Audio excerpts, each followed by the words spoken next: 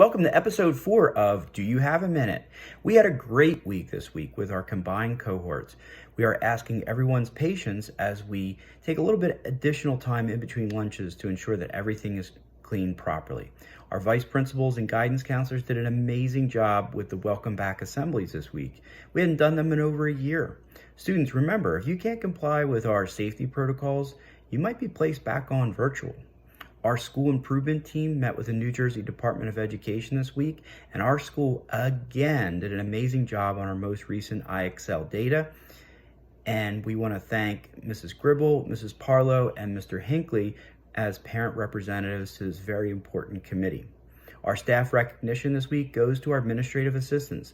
Thank you to Mrs. Hardy, Mrs. Martin, Mrs. Carisco, Mrs. Schwagel, Mrs. Hennis, and Mrs. Elwell for all the hard work and effort that they do to make Lakeside run efficiently.